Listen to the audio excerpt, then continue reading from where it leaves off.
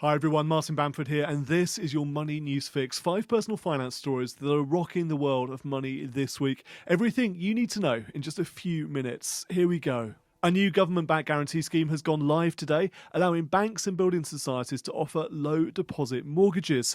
The 5% deposit mortgages, first announced in the budget last month, are designed to help first-time buyers step onto the property ladder. However, some commentators are already warning that the low deposit deals are more expensive than mortgages requiring a higher deposit, say 10%. The mortgage guarantee scheme is the latest government initiative to stimulate the already overinflated UK property market. It's available to anyone buying a home worth up to £600,000. Buy-to-let properties and second homes are excluded from the scheme.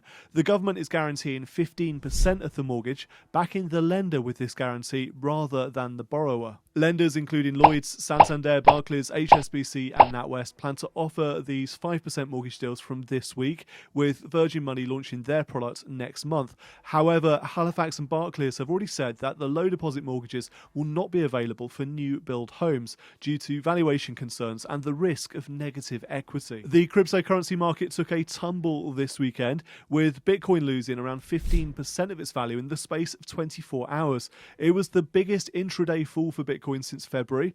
The fall in Bitcoin and other digital tokens came as the US Treasury announced a clampdown on financial institutions who have been using digital assets for money laundering. A blackout in China, in a region of the country responsible for a large amount of Bitcoin mining, also contributed to the fall in price. Bitcoin lost nearly $8,000, trading as low as $53,302 per coin. More than 1 million Bitcoin positions worth $10 billion were sold on Sunday, a new record for Bitcoin liquidations. Other cryptocurrencies also fell sharply in price. 1 in 3 UK businesses is worried about rising price inflation. A new survey by the British Chambers of Commerce found that 38% of businesses expect to see rising prices in the next 3 months. That's up from 25% in the previous quarter. Only 5% of UK businesses expect to see falling prices. At a sector level, the number of manufacturing businesses expecting to see the price of their goods rise in the next quarter increased from 46% from 27% at the time of the last survey.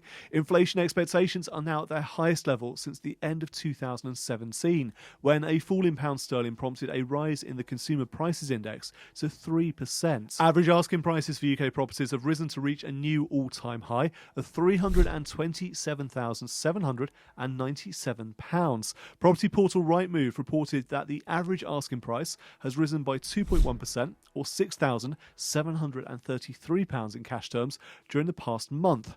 The new record high for asking prices is £4,000 more than the previous record set only last October. Tim Bannister, Rightmove's Director of Property Data, said the stars have aligned for this spring price surge, with buyers' new space requirements being part of the constellation alongside cheap mortgages, stamp duty holiday extensions in England and Wales, government support for 95% mortgages, and a shortage of suitable property to buy. Rightmove said there were 145,000 properties on the market last month, but this supply was not sufficient to meet current levels of buyer demand.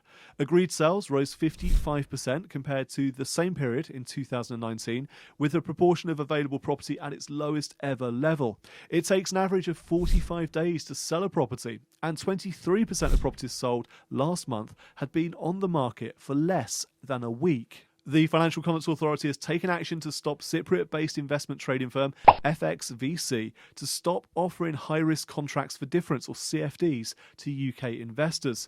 The FCA said that FXVC used a range of inappropriate techniques, including misleading financial promotions that appeared to promote shares in well-known companies rather than risky financial instruments known as CFDs. According to the regulator, many of the FXVC's customers were unclear about the nature of the investments that they were being persuaded to make and the risks involved in trading in CFDs.